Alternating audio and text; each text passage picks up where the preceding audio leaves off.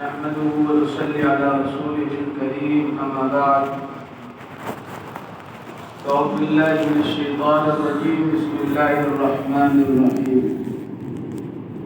قال الله تبارك وتعالى في القرآن المجيد والفرقان الحميد فمن زحزح عن النار وأدخل الجنة فقد فاز وما الحياة الدنيا إلا متاع الغرور.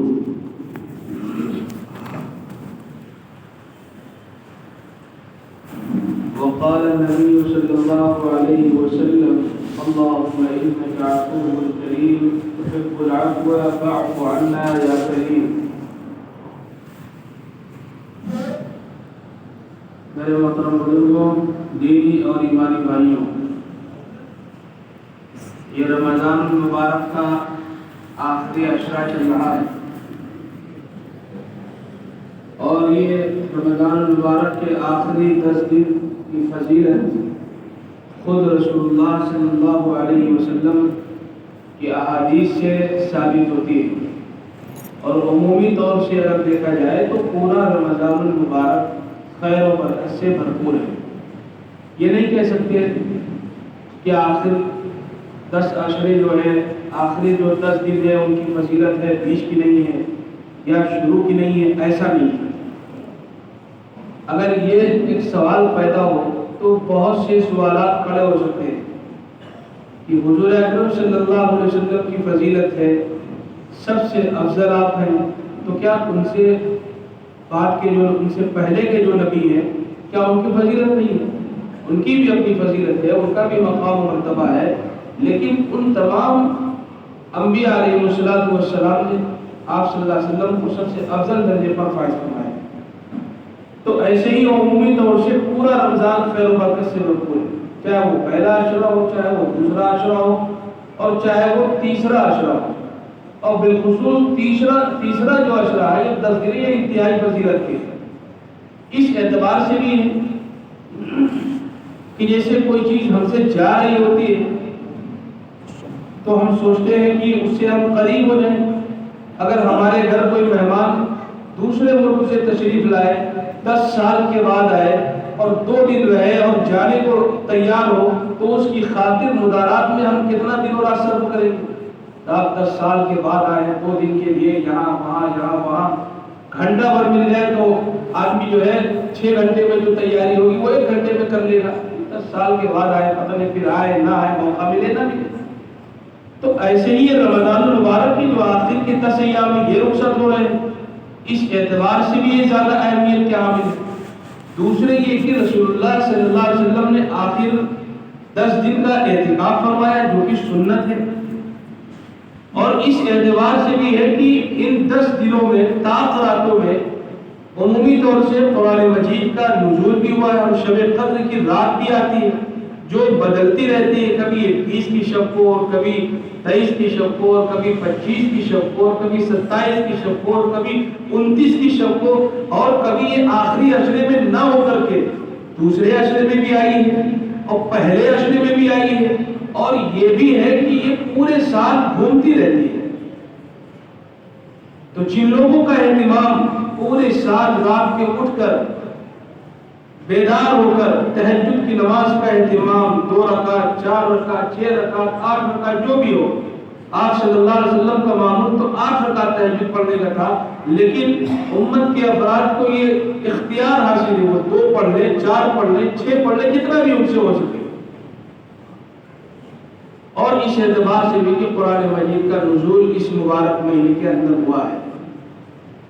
عمومی طور سے شہر رمضان الذی انزل فیہ القرآن، کہ رمضان وہ مہینہ ہے جس کے اندر قرآن نازل کیا گیا.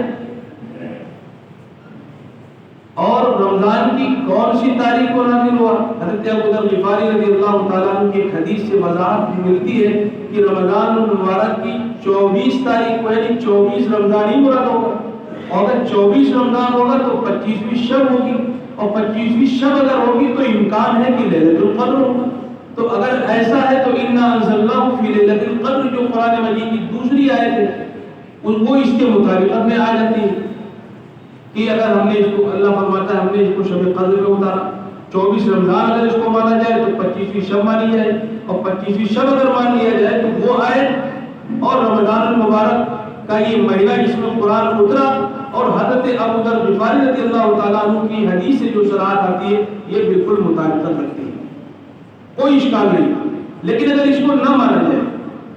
اور یہ سوچا جائے کہ ہاں شب قدر ہو سکتا ہے جب قرآن کا نزول ہوا ہو 27ویں شب ہو، تو بھی کوئی اشکال کی بات نہیں ہے۔ عمومی طور سے ہم یہ سمجھیں کہ آخری اشرا یہ انتہائی اہمیت کا حامل ہے، اور قرآن مجید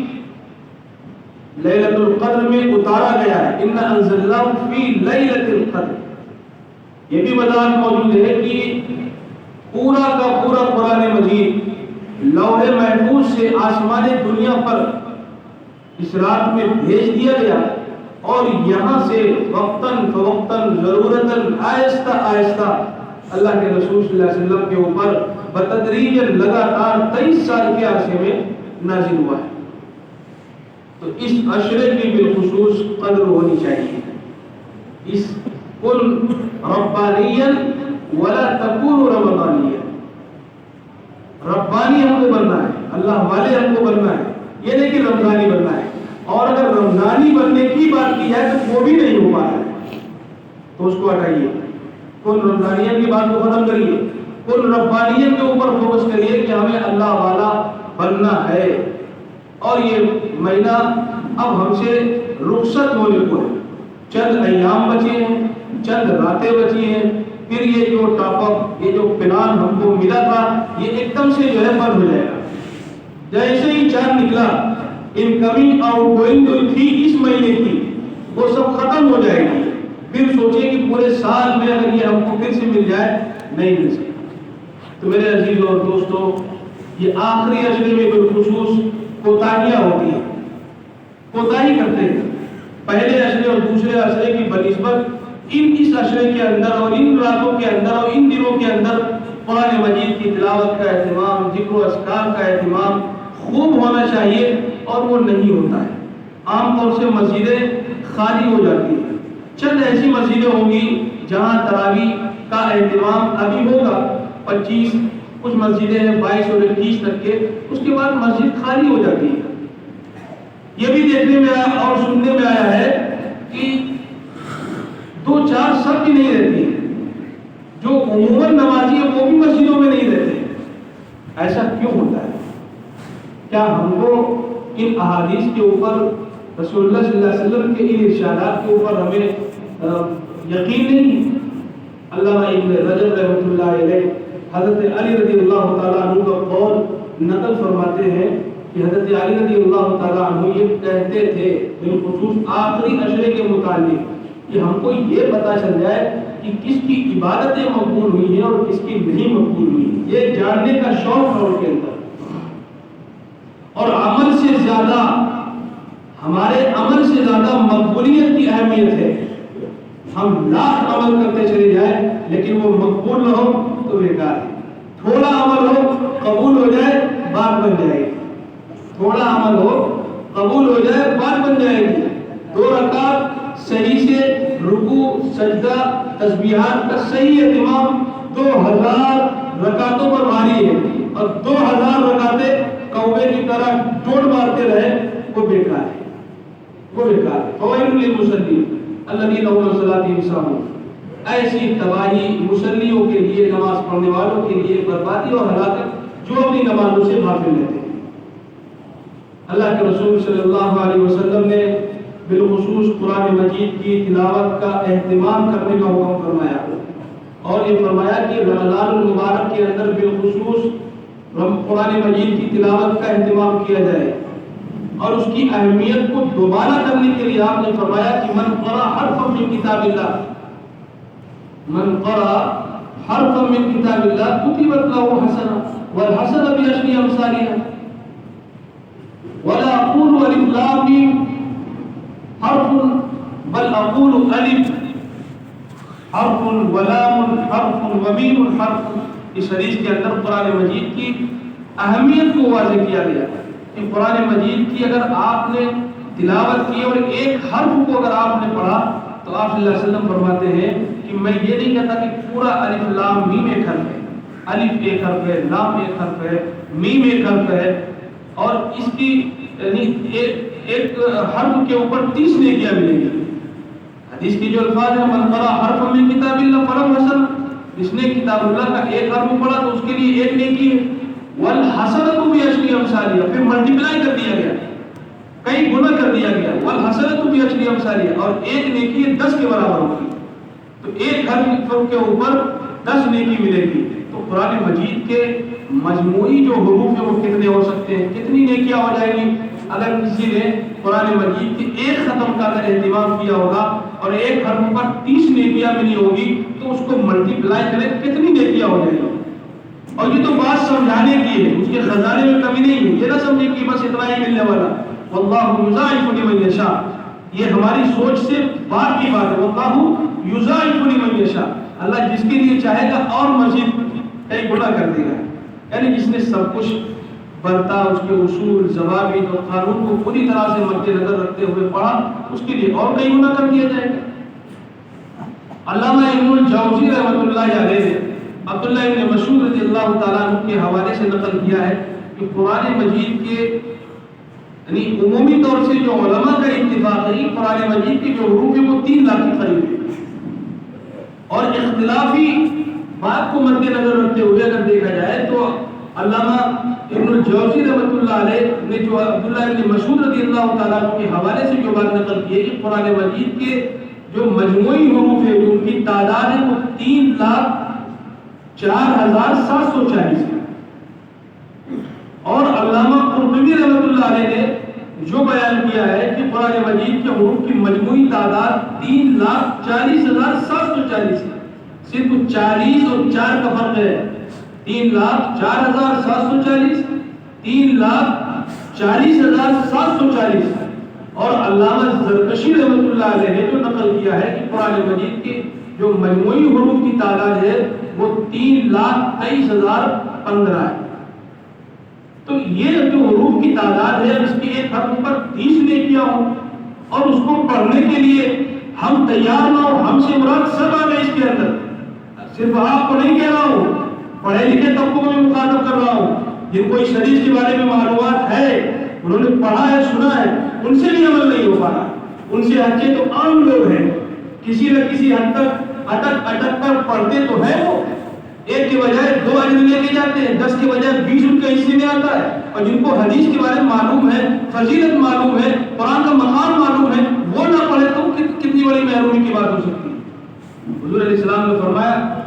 کہ جو رمضان کی خیر و برکات سے محروم کر دیا گیا اس سے بڑھ کر محرومی کیا ہو سکتی ہے؟ قرآن پڑھ کر کے اپنے نصیب کو نہ جگائے کون سا مہینہ ملے گا، کون سی اور راتیں آئیں گی 365 دنوں میں، اور کوئی اس اشرے کے علاوہ اور فضیلت کی راتیں ہیں؟ لیکن نہیں، آخری اشرے میں جو اہتمام ہونا چاہیے، مسجدیں خالی پڑی ہیں، اپنی اپنی سب کو فکر ہے، چاہیے تو یہ تھا کہ مسجدیں بھری ہونی چاہیے، رونا چاہیے، شرمندگی کے آنسو بہانے چاہیے، پتہ نہیں یہ دن ملے نہ ملے۔ کتنے ایسے لوگ ہیں جو اسی اشرے میں جا رہے ہیں، پتہ چلا ایک رات ملی اور آگے کی راتیں ان کے حصے میں نہیں ہیں، تو ہم اللہ رب العزت کا جتنا شکر ادا کرے کم ہے۔ لئن شکرتم لازیدنکم ولئن کفرتم ان عذابی لشدید، اگر شکر ادا کرو گے تو نوازے جاؤ گے، اور بدمعاشی کرو گے تو کاٹے جاؤ گے، یہ قرآن کہتا ہے، یہ اللہ فرماتا ہے۔ لہذا جو مجموعی حال ہے، صورت حال ہے، وہ ہم نے خود پیدا کی ہے، ہم دوسروں کو ذمہ دار ٹھہراتے، فلاں نے یہ کر دیا، ڈھنگا نے یہ کر دیا، ان کی سازش و ان کی کنسپائریسی، اور یہ حاوی ہو گئے، کچھ نہیں۔ آپ اللہ کے در پر جھکیے، اپنے آپ کو سرنڈر کریے، حالات اپنے آپ بدلتے چلے جائیں گے۔ کسی بزرگ کا مقولہ ہے کہ من کان للہ کان اللہ لہ، جو اللہ کا ہو جاتا ہے اللہ اس کا ہو جاتا ہے۔ لہذا 21ویں شب تو گزر گئی، 23ویں اور 25ویں اور 27ویں اور 29ویں یہ شب ہے، اس میں تو ہم کو جاگنا ہی چاہیے، اور اگر یہ 24 اور 26 اور 28 میں بھی اگر جاگ لیں تو کوئی گناہ نہیں ہے، گناہ کی بات نہیں ہے۔ بہت لوگوں کو یہ غلط فہمی ہوتی ہے کہ یہی راتیں ہیں اسی میں ہو سکتی ہے،